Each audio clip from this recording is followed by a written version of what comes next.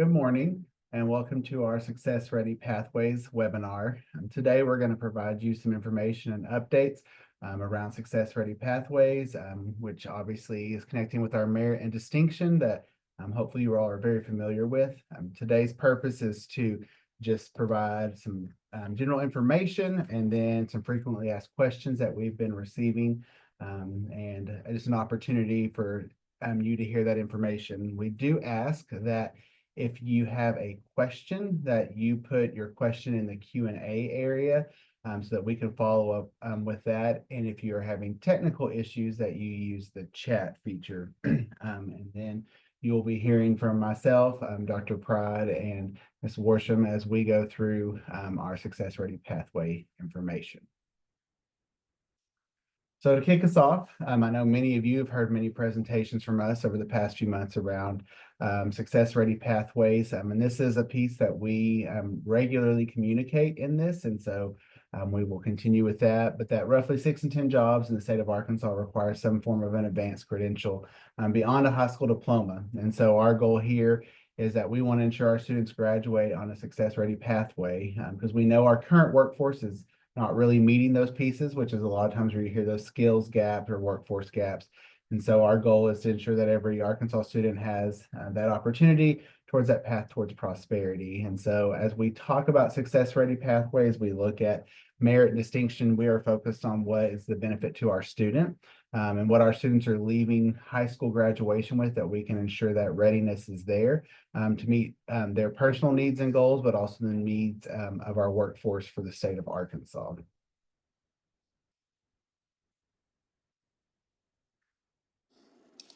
Yes, and I'll just add, good morning, everyone. And I'll just add that as we think about our success ready pathways, that we want to stress that this is a process for all of our students. And as we think about this support for our students as they're getting ready for life after being in our K-12 system, we're thinking about how do we develop plans that are purposeful and that have courses that are preparing students for either enrollment in college, employment, or enlisting in a military service. So we want to start with the student success plans, and that we must individualize the success ready pathway for our students. And so, as you know, the student success plans is that mechanism by which there can be a collaborative process with the family, the student, and the school. And so really staying focused on how your process is going to work to support our students for graduation, and really thinking about those courses. What is the sequence of courses that those students that you're supporting need in order to be successful and to be able to meet their desired professional and life goals as they move past the K-12 experience. So this is an expectation for all. And here are the three things, if you had to think about, like, as I'm thinking about all of my students, what is it that I need to be focused on? Number one, students need a student success plan starting in 8th grade, and that they also need those academic core courses that are unique for their preparation. And so I think this is the start that we want to make sure that we have for our students as we think about success ready pathways. Good morning, guys. Hope Worsham, Assistant Commissioner of Public School Accountability. And as we think about beyond a student just graduating, so we know that in your high school, there are going to be students that graduate. It's all you can do to get them across that stage, and we are excited and for them because they have made it, right? But then beyond that, looking at in that pathway to graduation, what courses are they taking that lead them somewhere? And oftentimes we hear that students, they leave our schools and they don't have a next step, or they're not prepared for the next step. So when you think about merit and distinction may not be earned by every student. It may not be appropriate for every student, but merit and distinction is really meant to provide that extra level of demonstration that aligns with post-secondary goals. So you are going to have those kids that just graduate. They do all they can to get their Core 22. Just like Dr. Pride said, they have a student success plan, and you did what you could to get them graduated.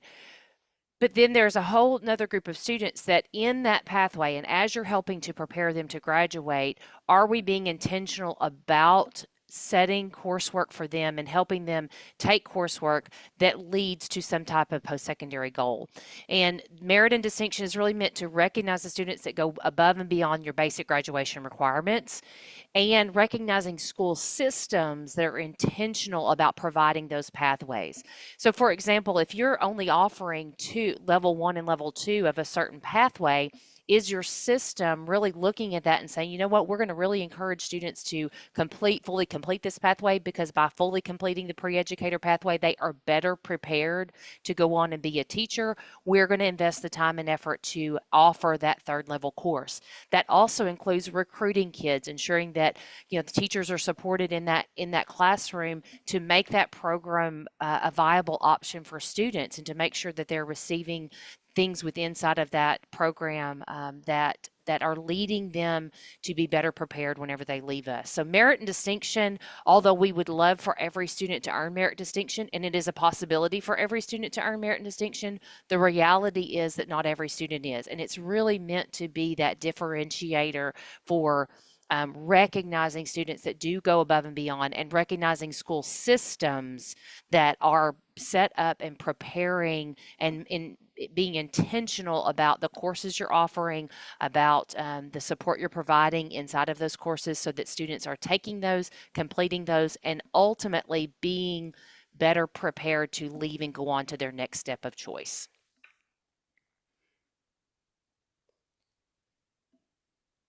So when we talk about next step of choice for the department, we really narrow down to 3 things: enlistment, enrollment, employment.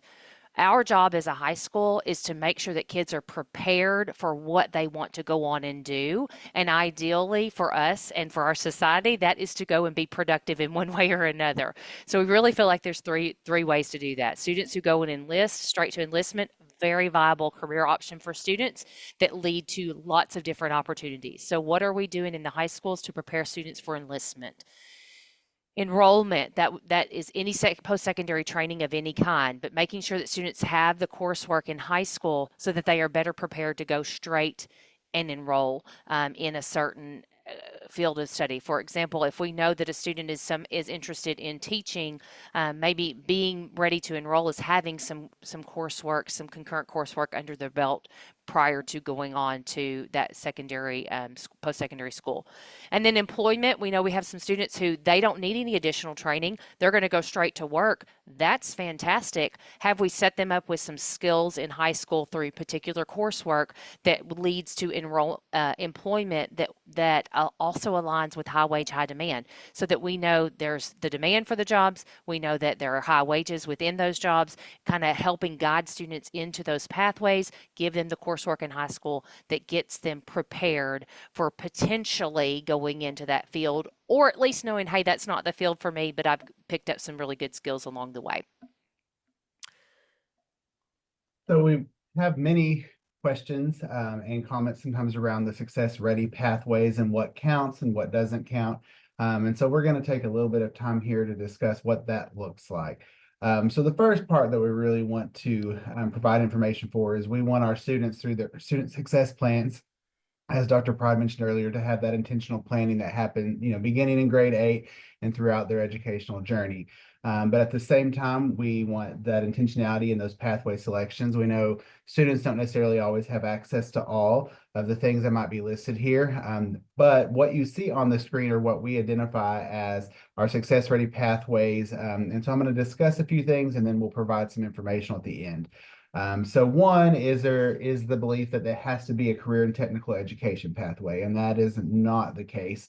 We know that obviously those are going to prepare them for the pathway that they've chosen there, but that is not necessarily the only route. You will see there are 18 career and technical education pathways that are on this list in front of you. Those are the 18 that meet that high wage, high demand threshold that we have put forward.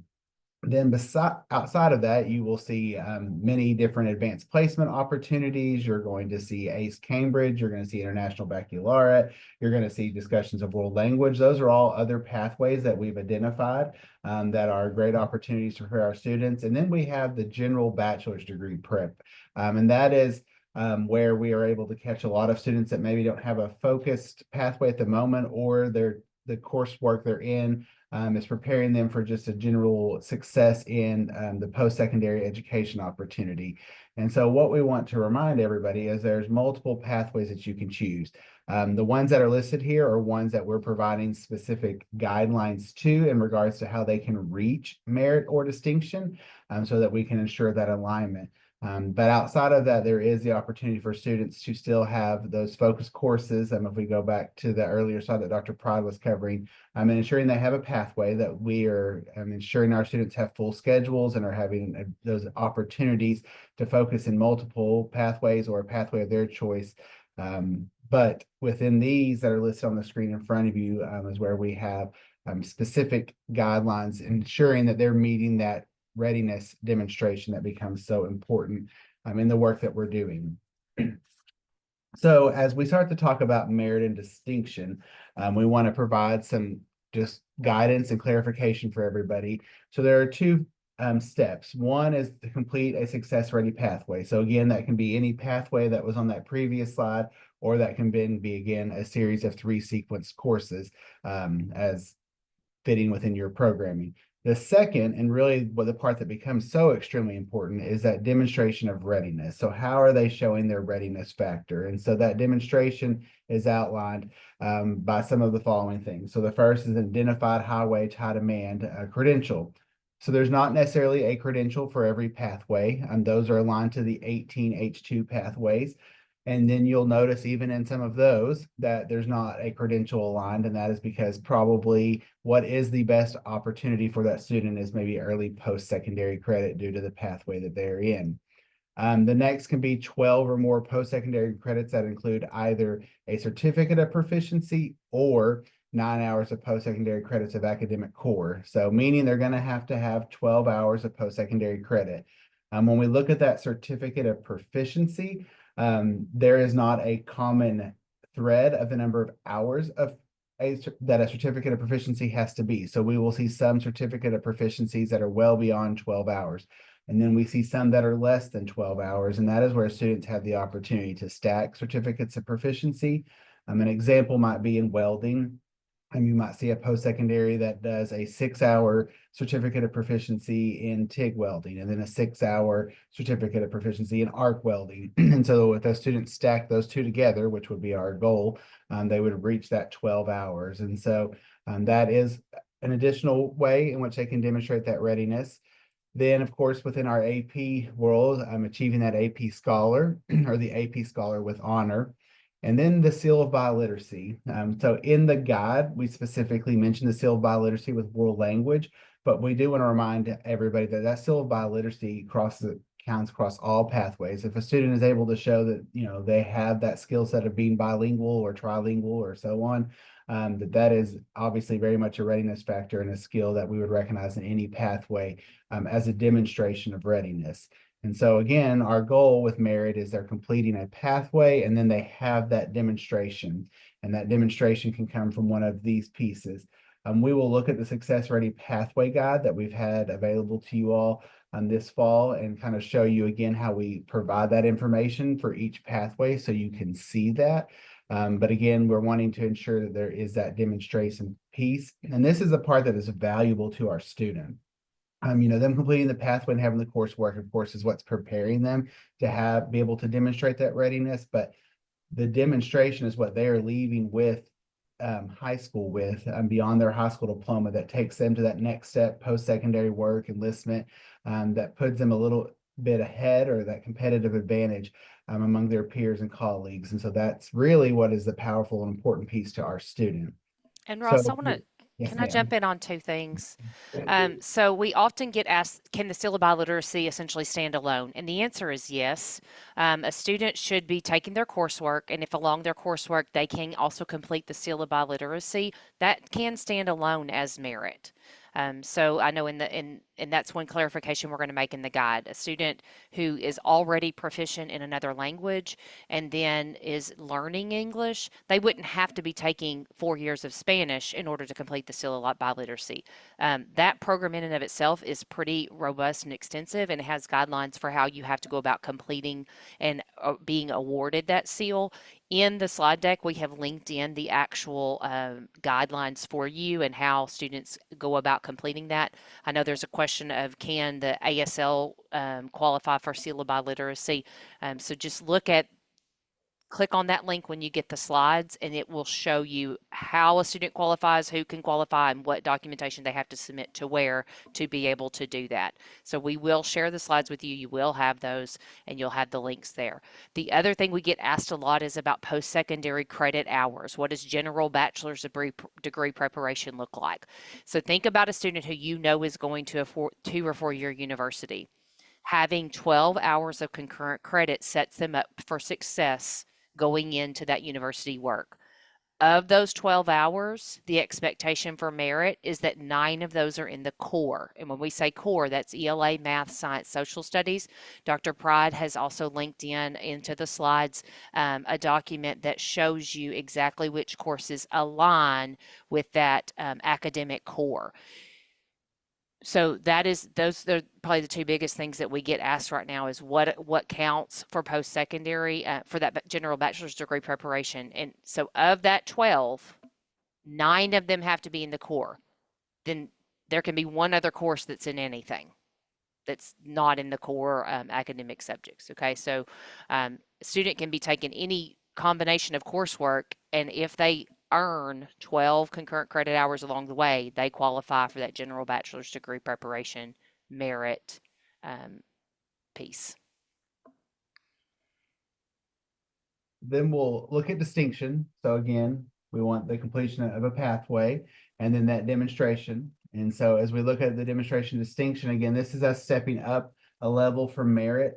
I know one question we've received is, can a student get merit and distinction? And so, you know, our pieces, they're progressing through merit to distinction. So again, they would earn either merit or distinction. Those that are getting to that distinction level obviously have met the merit and then moved beyond that into that distinction level. And so their demonstration readiness can include a technical certificate or higher within that post-secondary piece.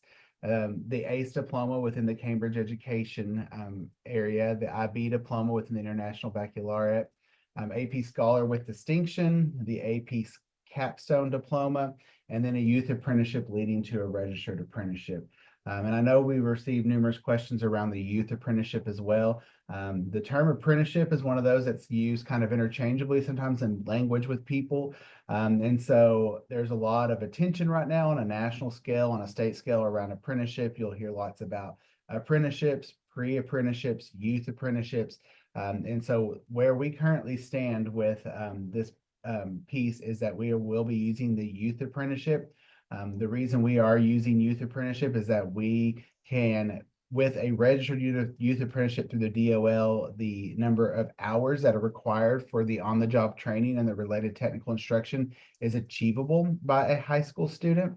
And then two, it is something that we can ensure that the hours they earn while they're in their youth apprenticeship will transfer to their registered apprenticeship. And that is extremely important to us, that our students are able to can carry those hours forward into their registered apprenticeship once they enter that. And so that is why we're in that youth apprenticeship piece. And so that is something to keep in mind as we go forward. We also get lots of questions about how do we know it's a youth apprenticeship? So that is one that's registered through the Department of Labor. And so in that process, the paperwork that the employer, the provider for the student would be doing, you would know also that it's obviously a partnership within the state with the Department of Commerce and our Office of Skills Development. And so all of those things would be at play. There's been tremendous work this fall already in the world of youth apprenticeship and moving it forward, and we're seeing more and more opportunities available for our students in schools. I do recommend to each of you, if you have questions about youth apprenticeships, we've been doing some pretty intensive informational pieces for our CTE coordinators across the state. So for some of you, that person's in district. For some of you, that person's at your education cooperative. I recommend reaching out to them if you have additional questions, and they can help you with that alignment and that process as our employers also learn and join that in those that have registered apprenticeships that align with their programs. So be mindful of that information as we go forward. But our distinction obviously is reaching that higher level with our students in their demonstration as they move forward. And also, I want to answer one thing, just a couple more things about, we're just getting a lot of questions about biliteracy and the seal of biliteracy. Um, the seal of biliteracy is for any student, not just your ESL students, it's any student. Think about how marketable that skill is. I'm a native English speaker. If I could also speak Spanish, that makes me so much more marketable in my job, regardless of what I do in our day and time. So the seal of biliteracy is for any student. If they are a native English speaker, they're going to have to be able to show that they are also proficient in another language. Just like if you're natively can speak another language, you're going to have to show you're proficient in English. So there are very specific criteria for the seal of biliteracy. I have linked the criteria and a full website for you inside of the chat.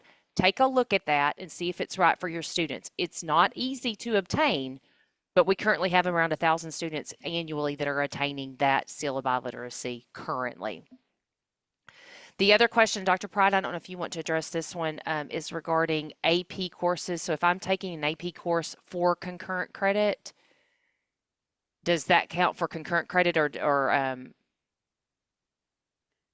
the So, question is qualifying for concurrent credit through AP courses? yeah, Yeah. so if it would be, and of course they would have to score. So I think one of the questions I saw in here is about the lagging indicator of when they would get their score and if it would count.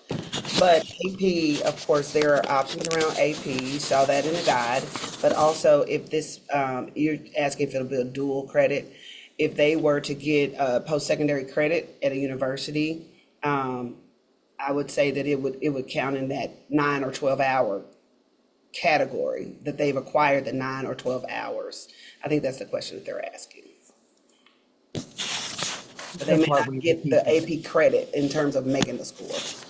I think the part we need to keep in mind too, as you look at this, is I know we've received a question, and I think later on we do some frequently asked questions about a lot of the things we're looking at for merit distinction. You don't necessarily know in May when a senior might be graduating. You don't know that they've achieved X, Y, or Z at that point. And that is something that we want you to keep in mind as well. When we're looking at it from a reporting side in our world, and as Hope will talk about here in a few minutes with accountability, that May window that you have students graduating is not the window we're operating in.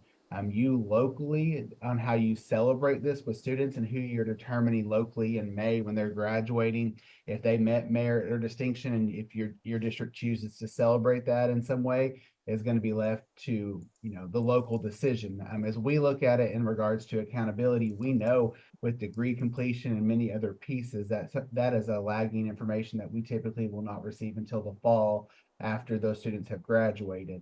And so that's something that you need to keep in mind as well as we're looking at it from an accountability standpoint and what we are collecting. I know many of you are hyper focused on, well, we want this to be a part of our students, it's recognizing that in graduation and celebrations in May, and we might not know if they achieved a high enough score on the AP exam to earn that credit.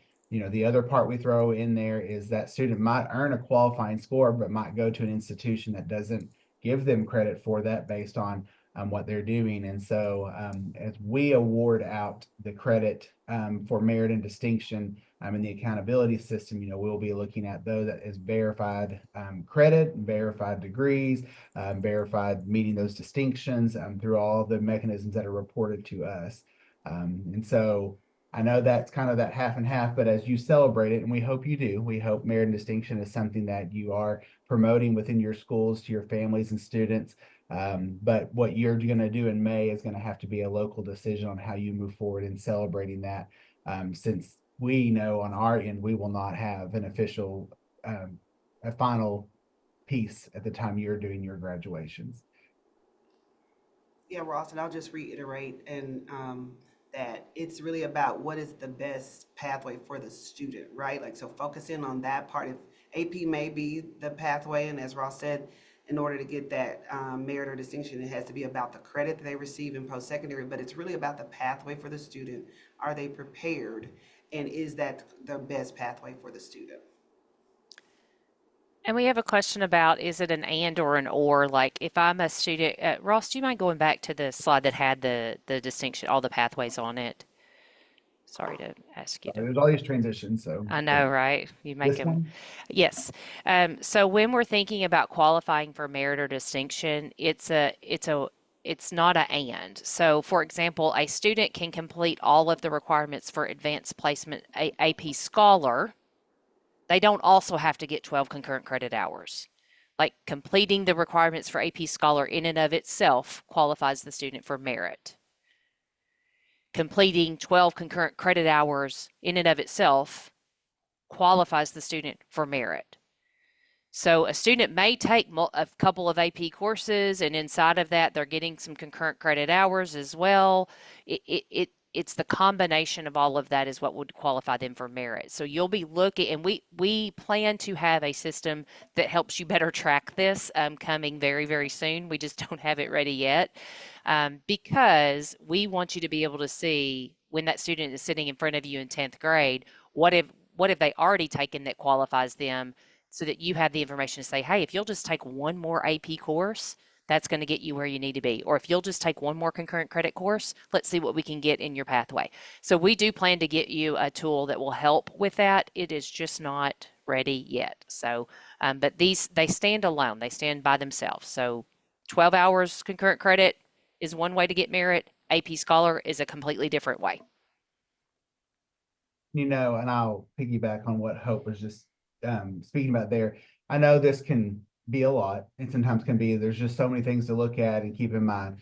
There's a lot of things we looked at in this process, and it's one that we kind of continually fine tune as we do this, because we want to ensure that we are trying to meet as many opportunities for pathways for students, but then at the same time ensuring that when a student is leaving us and they've completed these pathways and they have this demonstration, that what we are saying is going to have that readiness factor, that it is something that will help move them forward in the next step and does give them that competitive advantage.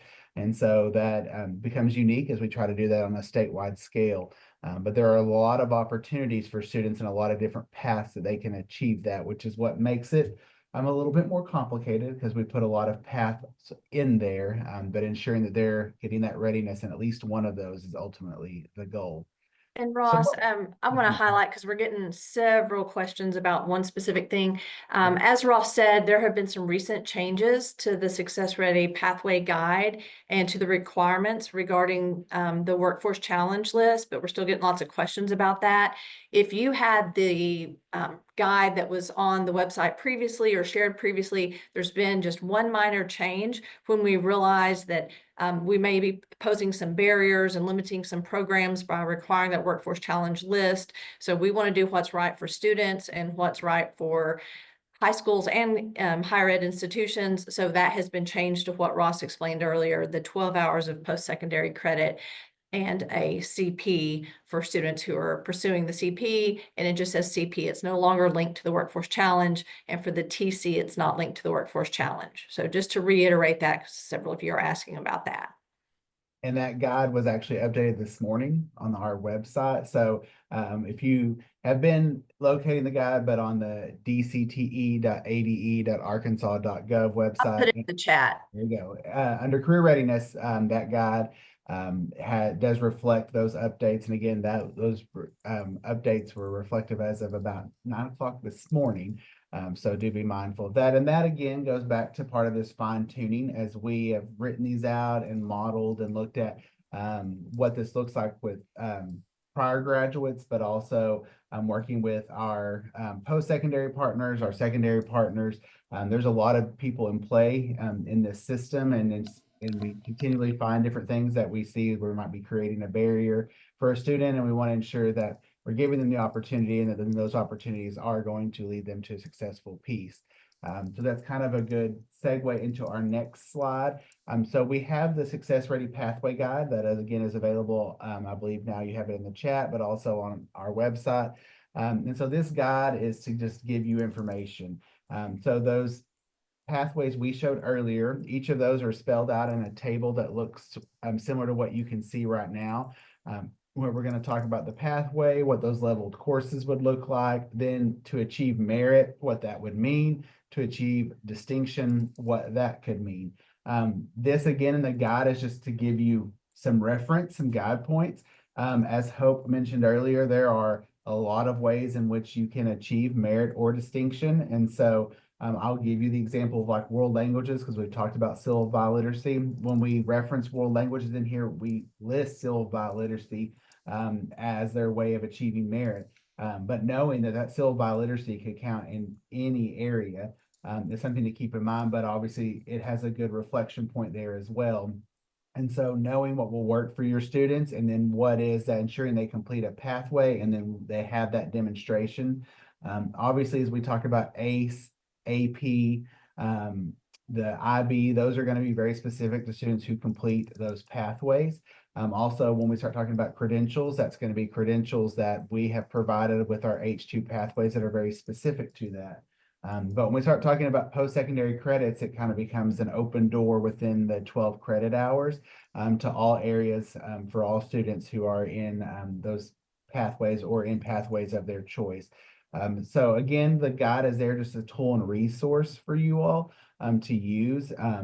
There's a lot of information covering a lot of different areas that again is there for an informational tool for you. It does receive updates and tweaks as we've moved along.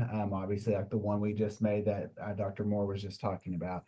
So again, we just wanted to reference that for you today to make sure you know the guide is there, you're using that as a tool and a resource just to help you within the implementation of the pieces that are a part of this work and ensuring, again, as we talk about student success plans, how those fit.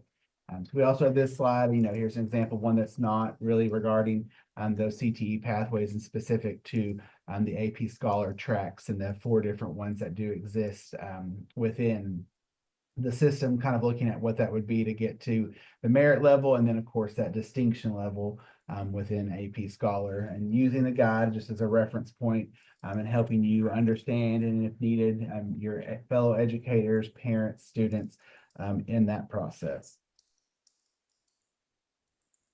So we are going to transition a little bit to now standards for accreditation. And I believe Hope's going to kick us off with a little bit about this. And I think all 3 of us have a little bit of information we're going to share regarding it. Yeah, so just as many of the questions have been asked right now is things like does this affect graduation, or do we need to hold diplomas, or the core graduation requirements have not changed. So from the standards for assurance, students still have to get 6 units of language arts, 5 units of science, 6 units of mathematics. None of that has changed. So your core graduation requirements are exactly the same as they have been. All we're asking schools to do at this point is to start really looking at their programming and focusing and having conversations with students around the courses that they're choosing to take. And if students are able to complete a series of coursework, then they can be designated with merit or distinction. So it's not that your diploma is changing. There's not a new Arkansas diploma. There's not a different Arkansas diploma. There is one Arkansas diploma. And from the standards for accreditation, we are still going to be checking that you are offering the courses that you are required to offer and that meet the minimum requirements for students to graduate.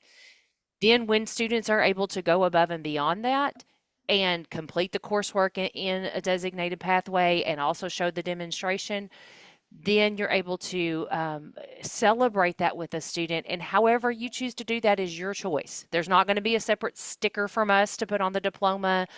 We're not advocating for you to hold diplomas, but however you want to celebrate that with students is locally your decision. We are also discussing with higher ed potentially, ways that merit and distinction could play into scholarship opportunities or additional opportunities post-secondary. So those things will be developing that will help students see the value inside of merit and distinction. Right now for you as a school, you really have to hone in and think about my graduation requirements have not changed. What I have to offer core academic wise has not changed. And then, but how can I now look at outside of what I have to offer? Am I being intentional about what I am offering and how I'm encouraging students to take those courses? Yeah, and I'll just, reiterate what Hope has said is like you have the same number of requirements around the content areas. I would say just be on the lookout for our course code updates. So if courses are added or deleted or changed, we will make those available to you. We do still have our course guide where you will see all of the courses with descriptions to be able to know like what is this course going to provide for the student and what is the outcome of learning around our Arkansas academic standards. So If there are changes, we will provide those in a commissioner's memo, and we typically do that around January. That's our hope this year, is to get it out early as possible, because I know many of you are planning. But really thinking about if there are any changes, and as you're thinking about the required courses that you have to offer, how are you going to provide students based on the pathways that they have selected to be prepared for after for post-secondary success? So be on the lookout for that. We'll have the changes, and that's just around looking at what are the options for our students. And keep in mind that there are going to be some accelerated opportunities for our students in middle school as you're designing their pathways. For many of our students, we know very early that some of them are going to accelerate and have opportunities earlier than typical. And so really planning for that through that student success plan process. If that happens before the student success plan in 8th grade, how are you then setting up processes and systems by which you know those students that are going to accelerate early? So we'll have all of that available in our course code update, and you will have a list of all of the courses that are required for you to offer. So, Ross and I do those together. So you will have the whole gamut of courses across the general offerings as well as those CTE courses. So everything that's going to be available is going to be there. The flexibility that you will have, we will note that in those course code updates. So anything that students can take to prepare for that content area that you see here listed will be available through the course code updates. And so, of course, you can always reach out to us if there are questions about that. And I will add, obviously with accreditation, on the career and technical education side, I mean, what you see here at the bottom of this slide is very reflective of what it has been. There's been a little bit of language update, but again, it's just aligning to those pathways and the sequencing of courses. I will be the, I think, bearer of great news, but I don't know, everybody will agree with me, through the work that we've been doing with the implementation of Success Ready Pathways as us reevaluating all of our career and technical education programs. And we've just completed that work. And so we will be pushing out pathway updates for all the CTE pathways. And that information will come out in January with all the course code information that Dr. Prod mentioned. But I remind everybody that is a multi-year transition. And I know to those that are on here that deal with master schedules, like you just take a deep breath and go, oh, CTE. I remind everybody that our programs and standards align to workforce standards. And so we're talking about occupational codes. Those change, careers change, the world of work changes. And so our programs have to adapt to the needs of workforce as well. They can't stay the same as they've always been. Because they don't align to those needs. Then on the national side, I'm sure many of you are familiar with the term career clusters. The National Career Cluster Framework has updated officially as of October. So we have to align to that as well. And so this is a part of all of that work. We have a lovely guide as well on what this will look like. And so that information, again, will be coming out in January. But those are things you'll have to be looking at as well. And I know that is just another thing, but it is to the benefit of our students and preparing them in the next level. And then, of course, as that fits to accreditation and programming. I will point out one more piece in accreditation. There is a new standard in the updated standards that were approved this fall, and that is 2K. This has not previously been in standards, but this is a new piece that schools now are required to have at least one high wage, high demand program out of what we call your 3x3, the 3 programs that you have. One of those has to meet that. That is a requirement now. And so that is in place for this school year. And we've been monitoring it, and we're really not having any issues. All districts are pretty much in compliance with that. But we remind everybody of that H2 list, ensuring that those are in place. The other thing to keep in mind is that H2 list has to be reviewed on an annual basis based off of legislation. So annually we will revisit it and re-release it. We again do not anticipate seeing drastic changes from year to year in that, because that's based off of labor market data with wage and demand. And so unless we have a large employer leave or a large employer come in, or a dramatic shift in the wages that somebody's earning, we don't anticipate seeing large changes there. But it is a reminder to all that is a part of your accreditation moving forward. And that list does update annually in January. And so each January we will be releasing the list for the following school year per the legislation and rules that exist for that. So that's just a gentle reminder, and all the work we're doing with this as it meets to success ready pathways. Get my mouse to work here. Sorry. There we go. All right, so then the big question is always, how is this going to count in our letter grade? How's it going to affect ESSA, right? So I get to the fun part of that. So first question is, will merit and distinction count in the letter grade formula? The answer is yes. We do plan, as we move to the new letter grade formula, to start counting merit and distinction as part of Success Ready Graduate. We are working on the new formula now. I have standard setting that's going to happen in February, and we should be able to, after the first of the year, really talk a little bit more in depth about what the new formula will entail. But what I can say is that many of you guys have brought this up. Is it our current seniors or our current ninth graders that this is required for? For the purposes of accountability, we would be looking at your current freshmen being the first group that we would hold you accountable for merit and distinction. So, but in the meantime, we are looking at what could a transition look like. So if you know that merit and distinction lines up with things like concurrent credit courses, AP courses, completion of an H2 pathway, then we are looking at right now what criteria could we transition this in with their current seniors. So what you can anticipate is there will be some type of transition approach where our current formula, as you know, in your current A to F formula, you get credit for students who take an AP course, who get an ACT exam, who take a computer science course. There's all these little tiny things that you can get credit for. Our plan is to narrow that down specifically to the coursework or combination of coursework that we know leads towards merit and distinction. And as we transition to your freshman class graduating, we would have a transition period here where you'll get credit for students completing things like 9 concurrent credit hours. Students can complete 9 concurrent credit hours. You would get the extra credit inside of ESSA for that. So we do plan to use this inside of our accountability formula. We do plan to have a transition period, and I am hopeful that after the first of the year that we can really start talking about that. You should not anticipate a new letter grade until after the first of the year, and that is because we have an entirely new assessment system. We're having to rework our entire accountability formula, and right now trying to decide which way is more advantageous for schools, the old formula, the new formula. How do we release that? What's the right thing to do? And so don't expect a new letter grade until well after the first of the year.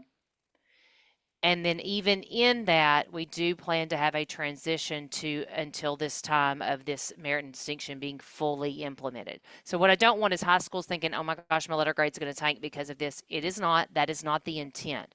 Our intent is to incentivize you to get programs up and running that are good for kids, to incentivize you getting these pathways set up and going. Then the reporting piece does come in that Ross mentioned earlier. You will be asked, starting with this year's graduating class, to enter merit and distinction inside of the graduates table, which happens, I believe, in June or July. I can't remember which one. But when you submit that graduates table to us, you will start to indicate if the students earned merit or distinction inside of that graduates table.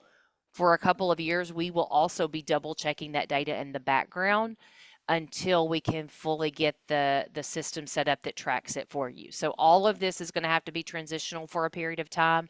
Our intent is not to slam schools or to tank your letter grade just because of Success Ready Graduate, but to incentivize you to start getting students graduating in a Success Ready pathway, demonstrating merit and distinction. So that is the plan right now for accountability. Again, after the first of the year, January, February time period, we should be able to start to really release what does the new formula look like and how is this going to affect us. So as we kind of move towards the end of this, we're going to do some FAQs, but before that, we do want to talk about next steps and really what becomes the things to be thinking about. We know that many of you are already deep into next year's planning and what that looks like for your students. And so we have multiple pieces listed here, and I think Hope, Tiffany, and I all have some things we'd like to share. So I will start, and we've said it numerous times on here, but intentionally using your student success plans and engaging with your students and your families around what students' goals are. What are they ultimately wanting to achieve post high school graduation, and helping them meet that. And then we hope within those goals that we see things that are going to mirror somewhat of what our success ready pathways are, and us ensuring that we provide our students the opportunities for those pieces of readiness, but also those pathways for our students and meeting them multiple ways. We know that marries in within that master scheduling and course offerings and being intentional in what we do offer, and then how we build master schedules. I know we have some upcoming webinars from the department as well about what does that look like, master scheduling best practices, and you all are the experts and you know that. But ensuring that our students have those opportunities and that you're being able to provide those. And within the course offerings, I'll use my CTE umbrella for the moment. We have our courses in a sequence for a reason, the sequential order, ensuring that those students are gaining the skills appropriate for the pathway in which they're in, so they are able to demonstrate that readiness or achieve that credential or earn those post-secondary credits. So the importance there. And then that last part is that alignment with post-secondary and business. Your community, your post-secondary meeting those needs, and that alignment existing so that our students ultimately are set up for success into their next step. And we make that transition from high school graduation to enlistment, enrollment, employment as seamless as possible for them. That is ultimately our goal moving forward. And so with that, I'll let Hope and Tiffany provide any additional information around next steps that they would like to share. Yeah, I'll jump in here and just reiterate what Ross said about student success plans. I know we have a couple of questions in there about SMART core and those kinds of things, but I would say focus on, and I typed an answer in that if you are using student success plans, you are meeting the needs of your students as it relates to course selections and those processes that to be under SMART core. So I would say focus in on student success plans and making sure that students have those purposeful courses and that there is a system in place by which the process is collaborative. That is an expectation that the family, the student has some process, some part of this process with the school. So I would focus in on using that process to meet the needs of all students. And if you are using that process, then students will have what they need as it relates to any requirements around graduation. And so we also, if we have a page around student success plans. Our counseling office also is a great resource and can provide some individualized support as needed, as well as your regional hub. So just let us know if you have additional questions. But if you are using student success plans as they are designed to be used, you are meeting the needs of your students in terms of course selection. So I did put that answer in and happy to follow up as needed. And I would just add that, guys, some of this is going to require communication, collaboration across campuses. And for some of you, that may be very easy and seamless, and for some of you, it's not. So if your eighth grade is at a different campus and the student success plan starts at the eighth grade, you're going to have to work with your high school to talk about what is the course offering. Your middle school counselor may need to partner and be working with that high school counselor to ensure that they're saying the same thing to kids in eighth grade to prepare them for what's coming ninth grade, 10th grade, 11th grade. So really start thinking about, and like I said earlier, the accountability is about, is your system incentivizing and functioning in a way that incentivizes students towards merit and distinction. It really is about the system approach and a reflection of how your entirety of your system is working. And that includes the collaboration across campuses. So like Dr. Bride was saying, the student success plan is the foundation. That plan starts in eighth grade, regardless of where the kid is going to end up in ninth grade. If that starts in eighth grade, then the eighth grade campus should be talking with the ninth grade campus. They should be collaborating about what this looks like. The other piece is we're not asking kids to lock in eighth grade into a pathway and never have any choice in their life and have to say what they're going to do as an adult and as an eighth grader. That's unrealistic. But what we are saying is, can you really have good conversations with kids early on about what they anticipate going into, and then start guiding them into coursework that aligns with that? And I know that's really easy for me to say, and that is much harder for you to accomplish on your side when you're sitting with a student in front of you. But sometimes just having conversations, I have found that when I taught high school, 90% of my kids probably never had a conversation with their parents about their career goals or what they're going to do. So just having someone that can sit down and talk through that with them and help them think about the different courses, and sometimes that not being their parent is the best thing that can help a student navigate and make a choice that may really lead them to a different place success-wise. So the other big thing that I keep getting asked about in the chat is about the reporting. We will provide training closer to the cycle report about how to start reporting merit and distinction. We are, like I said earlier, working on a portal for you that will help track all of this, because I know it's going to be a lot and it's a lot to piece together. But we will continue to work on our side to put training together for counselors specifically, for data entry people specifically, and we'll work together to do that to make sure that the data is getting entered correctly. Yeah, Hope, I just wanted to say, if people have questions about student success plans in that process, I just put a link to that page. It has contact information. And also be on the lookout for the trainings that we'll have available for you. And if you need that before summer, before the summit and our summer training, just reach out directly to us, as Hope said. And to piggyback on something that Hope just discussed too is, talking about eighth graders and student success plans and talking about pathways and making those intentional decisions, not locking students in, all those we agree with. The other part we have to begin looking at and thinking about, and there'll be more guidance coming out in the next few months as well, is around the early career experience piece. So ensuring our students in middle grades, really that 5-8 window, what exposure experiences are we giving them to careers?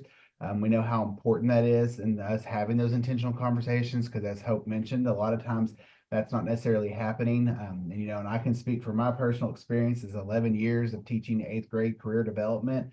The students I had over and over typically knew what their parents did, and then typically what I would call community helpers. And beyond that, we didn't have a lot of knowledge.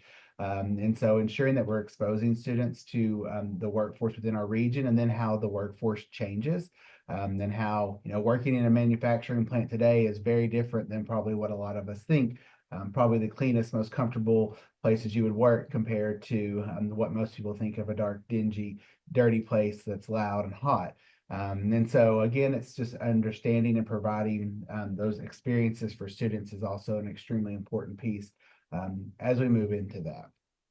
And the graduates table, just because I've been asked several times, the graduates table is reported in cycle 9. It is reported in cycle 9, which is submitted to the department in August. Okay, so it's cycle 9 submitted to the department in August. And there is someone at your district who is responsible for all cycle reports. So I hear you. Many of you are counselors at the high school, and that may be a complete mystery to you as to who enters that cycle information. I would encourage you, reach out to your principal, to your superintendent, figure out who it is that enters that cycle information. There is someone at your district who certifies all cycle data for your district, and they will be responsible for entering this information in cycle 9. The training will come from a collaboration with eSchool, and we'll work with Dr. Pride's office to work with our counseling team, and we'll do some joint training. So we plan to train for the counselors and for the data entry person so that both people are getting the information. But that is going to be required in August, and that has to be submitted early August. And it'll be for the previous graduating class. So we are going to move to some FAQ slides that we made, and some of these we've already talked about. And then, of course, we know there's quite a few Q&As that are being answered in the Q&A piece. There's things in the chat. We will, before we get through these FAQs, upload this recording, the slide deck, and then the answers to the Q&As on the dcte.ade.arkansas.gov website under Career Readiness, where the Success Ready Pathway Guide lives as it is.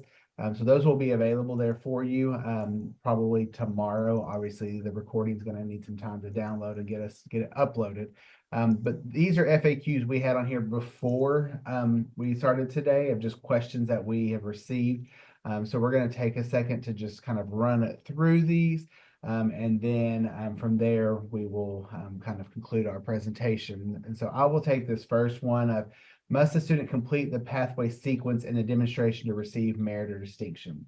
So the first thing I want to point out is that when we talk about pathways, we have career and technical education pathways, and then we have many other pathways that exist. Within career and technical education, there are some other factors that come into play. And so one is, yes, a student is going to have to complete those courses in the appropriate sequence. One of those reasons being is that that's how the rules are written for that. That's also how we run our data for our federal reporting for our career and technical programs. That's also how funding for career and technical programs that receive Perkins funding, which all of our public school districts receive, for them to be able to use those dollars on those programs, they have to be offering the courses in sequential order as it's required in the federal law. So that is very important within the career and technical education umbrella. And then, of course, if we were to talk about any other pathway a student would be taking, obviously we want our students to be taking courses in an appropriate sequence, just as they were taking a math or a science or an English class. We have that expectation. But this question, as we get it a lot of times, is very specific to career and technical education. And so I want to remind people that, yes, we do need courses to be happening in sequential order for the benefit of the student, the educator, but then, of course, where we're meeting the federal guidance on funding and those programs being implemented in the appropriate fashion. So as we move to the second question on here, are H2 pathways the only way a student can earn merit or distinction? And I think we've covered that today, but as we talk about career and technical education, right now we have 18 pathways that are identified as high wage, high demand. We currently have 63 pathways that are available within career and technical education. A student can be in any of those, and they all have the opportunity to earn merit or distinction. What becomes unique is the way in which they earn that. Our H2 pathways have a very direct path to that is spelled out for them. Ones that are non-H2, the general bachelor's degree prep becomes the way they could achieve merit or distinction otherwise, so earning those 12 hours of post-secondary credit. So do be mindful of that. The other part I remind people here is we get a question a lot of is, so if it's not an H2 pathway, we just need to get rid of that program. And that is not the case either. We have plenty of pathways that are still very viable, needed, and great programs. But with Arkansas wage and Arkansas demand, there's just not enough of it in the needed in the state of Arkansas. I can use pre-educator as an example. Prior to the implementation of the base salary of $50,000, the pre-educator pathway would have not made our wage and demand threshold cut. I think we all can agree that there is a great demand for educators and that we would hope the wage would be there. But in a prior world, they wouldn't have made the list. It makes it now due to that $50,000 base pay. And so again, there are plenty of pathways that don't meet H2 that are still great pathways to have. Those are local decisions that you will make as a district on what pathways you have and do not have. Our next question is, can a student earn any industry recognized credential or certification, as many people know them, to earn merit or distinction? And the answer to that is no. We do have it hyperlinked in the Success Ready Pathway Guide. We also have it here. There is a very specific list. When we worked on creating this credential list, we are looking at our credentials as they align to the skills that should have been acquired in that course, as they align to the skills that are needed for that occupation. So it is a very specific list, and it is a very tight list. There's not a lot of options there. The reason being is we're ensuring that our employers, that these are meeting their readiness factors as we look at it in regards to credentials for work and the skills that a student may acquire. Youth apprenticeship. So again, we have a lot of questions, and I know we've seen some in the Q&A and chat about that. Again, this is a growing, newer field. Apprenticeship is not new. Pre-apprenticeship is not as new, but ensuring that our students are in a registered DOL youth apprenticeship, again, because that's allowing us to ensure the students can meet the OJT and RTI hours that are required due to the Department of Labor. The youth apprenticeship understands that they are a student enrolled in school, and so that balancing those hours, and then two, that the work they're putting into a registered apprenticeship will transition over to a registered apprenticeship, and those hours will count.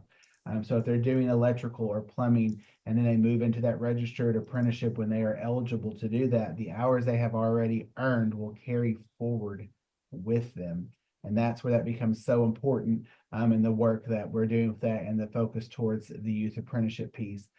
I do have a person in my office that does handle a lot of the questions you might have around insurance liability, because there's a lot of things out there.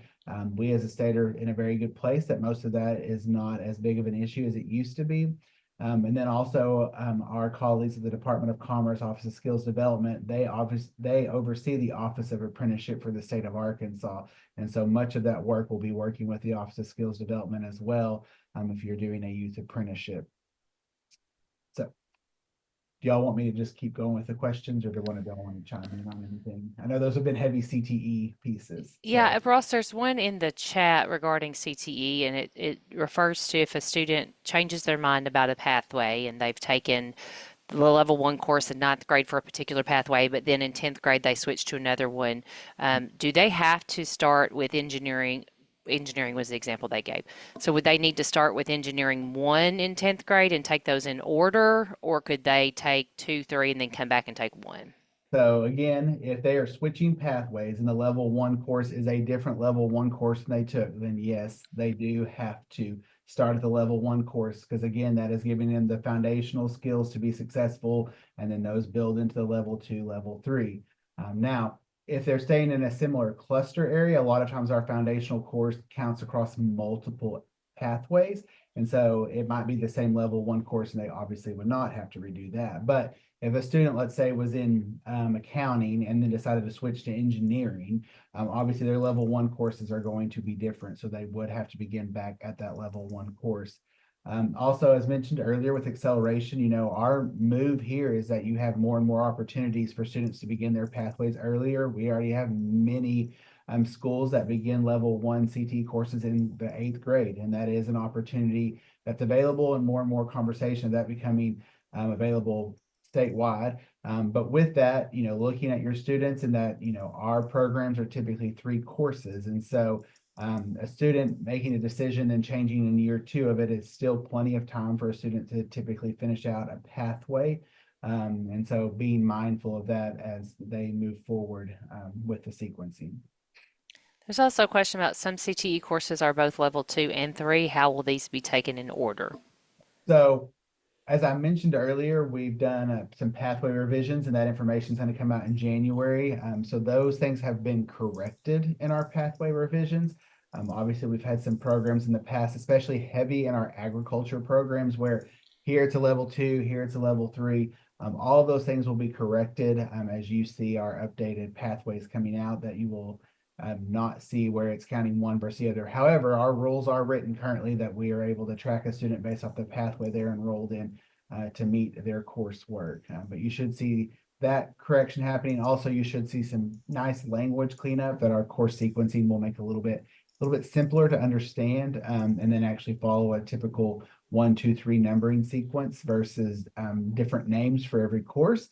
Because I know that we're not all experts in welding and know the difference between arc, shield, metal, TIG, MIG, all the things. And so us really just providing concise welding 1, welding 2, welding 3 sequencing that will help you align with your post-secondary partners as well. So the last one on this FAQ page, and we discussed earlier, is will this state be providing any sort of stickers or cords for students who meet merit or distinction? And again, our answer is no on that. That's a local decision, and how you celebrate or recognize students who complete that Success Ready pathway completion piece. Just as with all other things within your graduation ceremonies, and celebrating students, that is left to a local decision. And Ross, there is another question that I don't know about CTE. So the question is regarding the CTE courses that begin with a 3. Um, So do those they are have to be completed prior to level 1 for the pathway to be considered complete? So we have obviously a large series of middle level courses, which are typically our ones that start with 3s, and those are all just for you to have for middle school career, for exploration. There is no requirement of, like, I could use a family consumer science investigations course that a student would have to complete it before beginning a family consumer science pathway. That is not a requirement of ours. Ours begin at our level 1 courses, within those sequences that are on our page on all of our pathway document guides. Okay, and then let's just do the last CTE one that I see. So there's a question regarding, it says, up until this year, the child growth and development was a level 1 class for pre-educator. Now it is level 3. Is that going to impact our current students that took the class as a 9th or 10th grader before the year technically?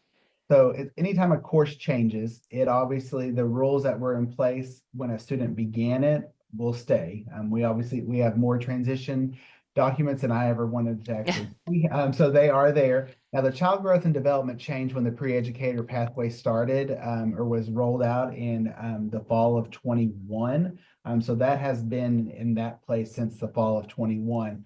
But again, we have those transitions built for all students as when they started a pathway, if something was to change, obviously it follows a sequence with them in regards to completer and concentrator statuses as we report them. Okay, well, our last page of FAQs, and these are the fun ones. And some of those, again, are things we discussed earlier. Can a student earn any certificate of proficiency or technical certificate and earn the merit of distinction? Then it is a yes, as long as the certificate of proficiency or technical certificate awards 12 hours of post-secondary credit. So the thing, and I mentioned it earlier, and I want to do the reminder here, is we do have many certificates of proficiency in the state of Arkansas that are less than 12 hours. They might be a 6-hour, a 5-hour. I think we might even have some 3-hour ones. And so that is where a student would have to still have those 12 hours of post-secondary credit. Typically, a certificate of proficiency that is in those lower number realms is one design where they should be stacking multiple of those together to meet the skill that is needed. And that is unique institution to institution. And so that's you having a good partnership with your post-secondary institution. That is not something that is constant across the state of Arkansas with our post-secondary institutions. That is something they're allowed to control at the local level. So do be mindful of that. But yes, in any area, we did previously have it attached to the Workforce Challenge, but as Dr. Moore mentioned earlier, as we did more investigating and modeling, we were able to identify we were creating some barriers for some programs due to schools not participating that degree in the Workforce Challenge. So that was a change, but yes, in any area. So I'm going to let one of you take the second question on this page.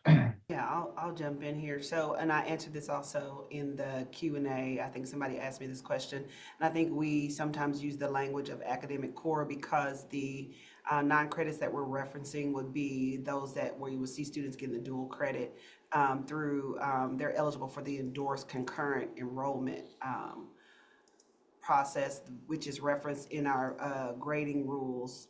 But essentially, those are the courses in the 4 content areas that Hope mentioned earlier of math, English, science, and social studies, but they would get a credit for from their public high school as well as a credit for that institution of higher education. So those are referenced in our rules. And if you just wanted, I put the link in there for people who had a question about that. So that's what we mean by the academic core, because we want to make sure that you know there are the 4 core areas, and we do have a list of courses that will qualify for the academic core.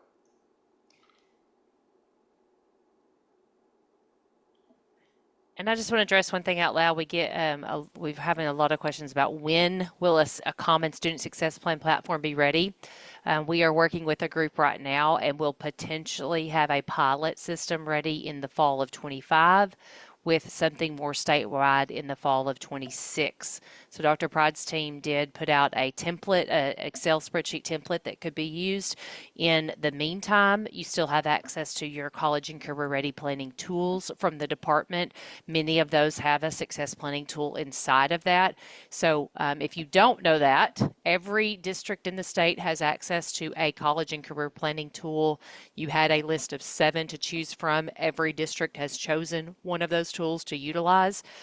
Some of you are using them, some of you are not. So if you are not using your college and career ready planning tool, Naviance is on the list, Cooter's on the list, Zello, Into Careers. There's 7 of them out there.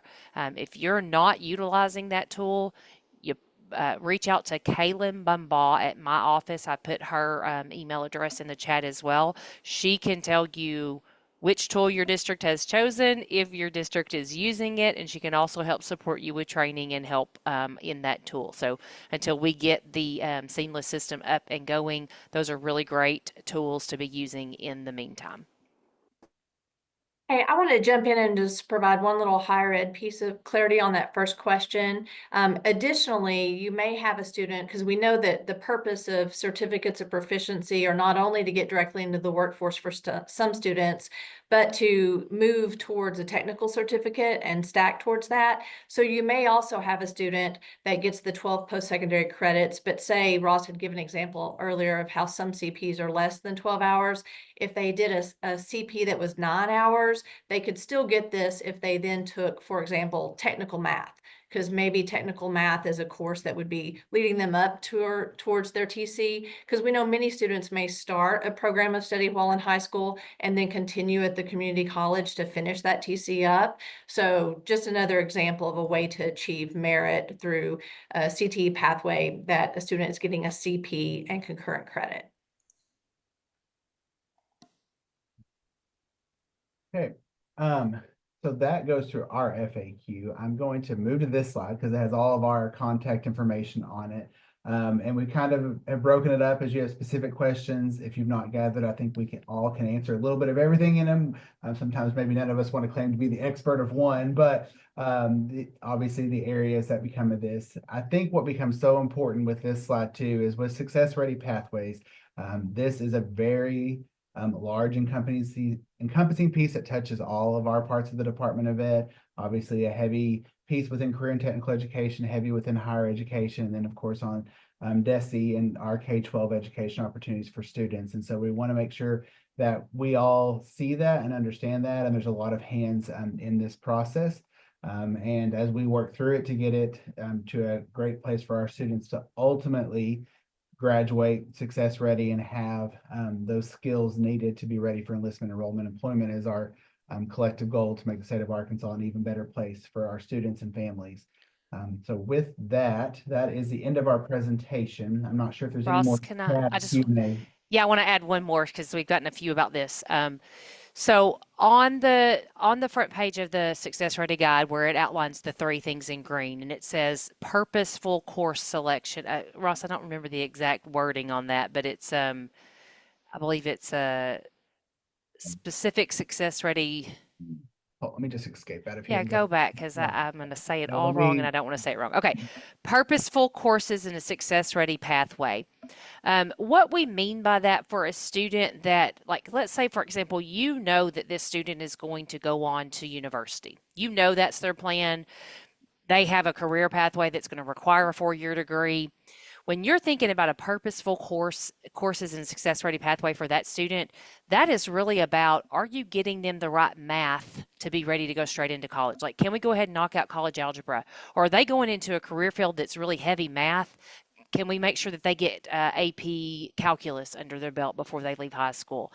So if you know that student's going straight to 4-year university, you know that's their career plan, that purposeful courses in a success ready pathway is really about what courses in high school set them up to be prepared to walk right into that pathway that they're thinking about and be most prepared for that pathway. So that's a little bit of a flexible idea there, but what we want schools to really think about is inside that student success planning process, are we ensuring that kids are getting the courses that align with where they want to go, not just blanketly giving kids courses because that's the open slot we have. Okay. So now when it comes to a student that is specifically taking, they've said, I'm going to take level 1, level 2, level 3 in a specific CTE pathway, that's a slightly different conversation because you want to ensure that they complete the level 3 course, that they fully go through with the demonstration. That's a little bit of a different conversation there around specific courses that they need to take. And Ross or Tiffany, I don't know if you have anything else to add to that, but I know that's a point of a confusion for some people. Yeah, I'll just say, just reiterate what you said. And I think for some people, like if you don't see something written down and a student is interested in that and exploring that, it's still about the purposeful courses for them to be success ready. So, we can definitely help you in ways that, like if you have specific questions that you might not see exactly on there, we can help you think about that as well. So as Hope said, it's about purpose. We know student interest is going to be involved in this, and students are going to have to explore that. So that's part of that support that you would give within your system. But I would say, consider the student and the family in the conversation. If it's collaborative, you will be on the right course to support students with purposeful coursework. So make it collaborative. Have opportunities for students to have conversations about their pathway. And again, there is flexibility as students gain agency in knowing what it is that they want to do. There are ways to be flexible. So we know there are going to be many opportunities for our students, and we're going to be able to answer some of those questions as they uniquely come up for some students that you may not see directly addressed in the guide. So use everybody in your system to be able to meet the needs of your students. So that's what I would add. And I've just been perusing through the Q&A because I have not been looking at it as we've been going through this. I will add, I see quite a few questions in there around apprenticeships, internships, and so forth and so on. So I'm going to give just for a moment while we're here, work-based learning is a great opportunity for all students, but there are many different levels of work-based learning. So in our state, we have what's called internship. An internship is a student being employed somewhere. Okay. Doesn't have to align to a pathway. They can go work. We will give them high school credit for it.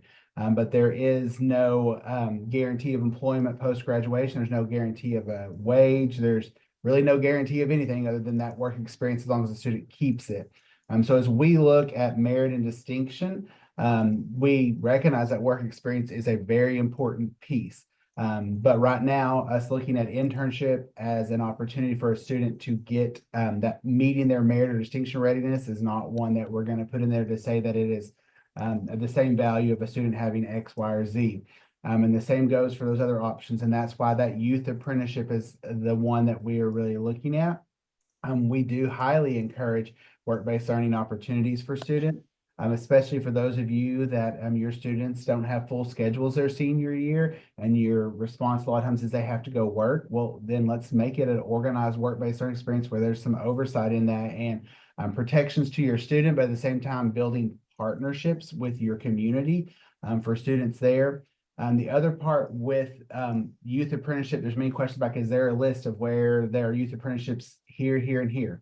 So a youth apprenticeship, again, is going to be a partnership between the future apprentice and then the employer. And so there is not a magic list that exists. This is going to be relationships that are formed and something that leads to a registered apprenticeship. They are growing. As we mentioned, this is kind of a newer piece on the national scale and in our state. Right now, we have a few that are existing in Central Arkansas and a few in some other places as they grow, but those are changing on almost a daily basis.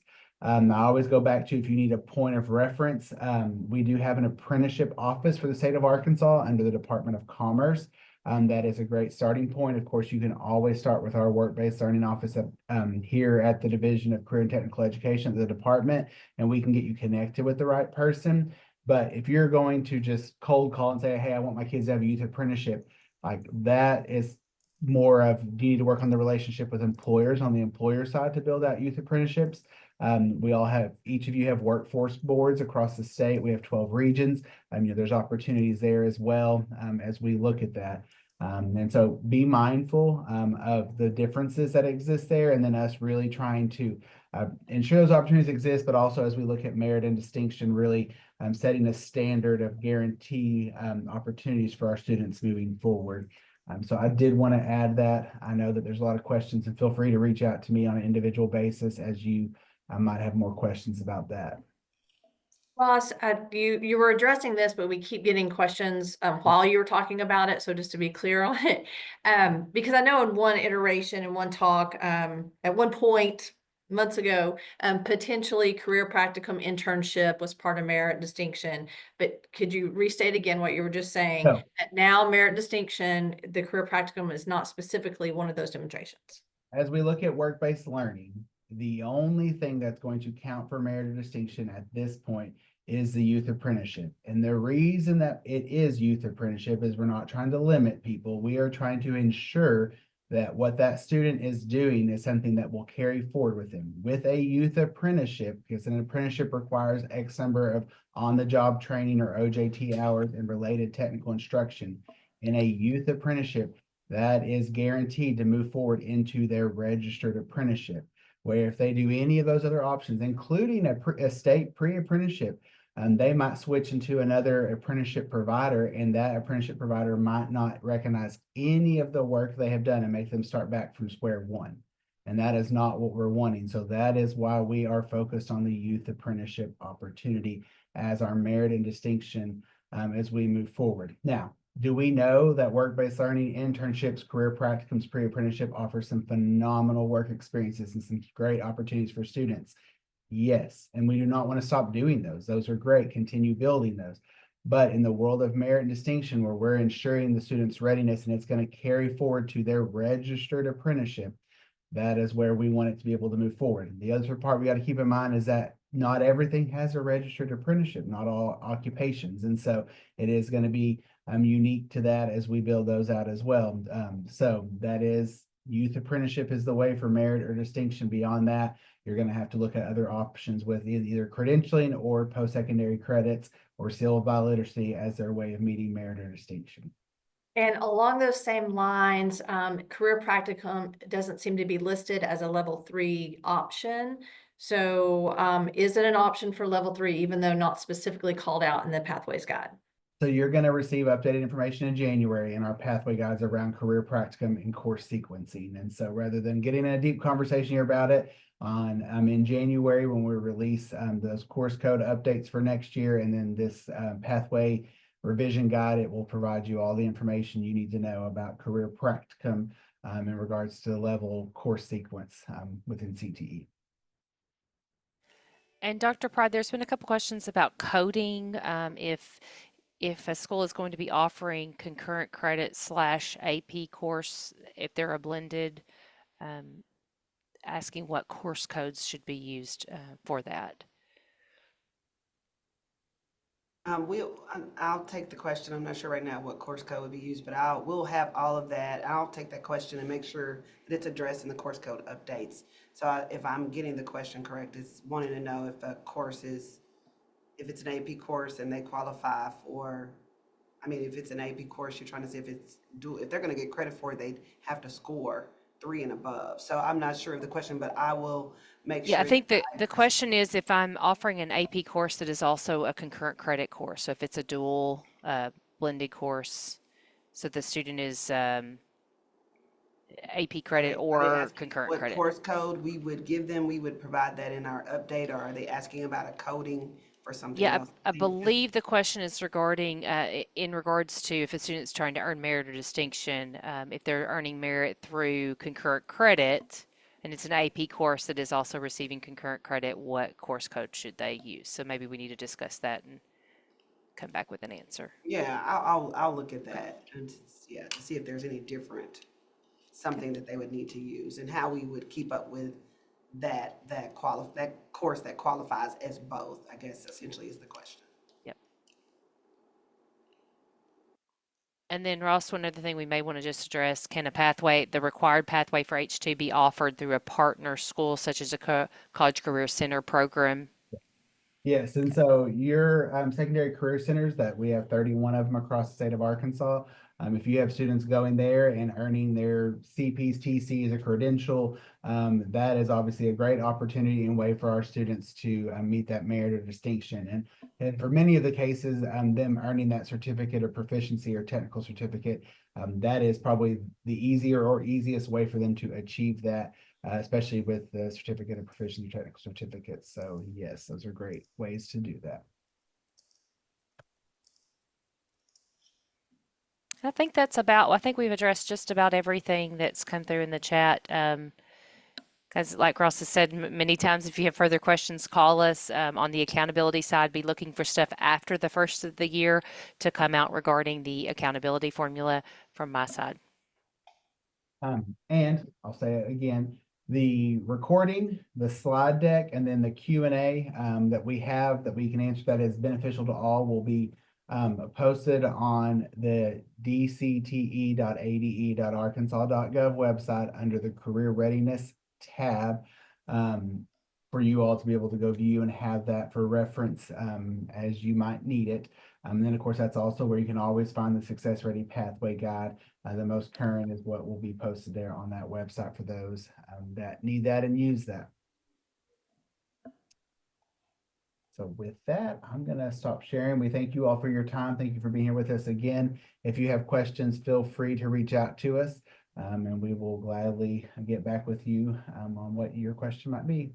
And thank you for being with us today.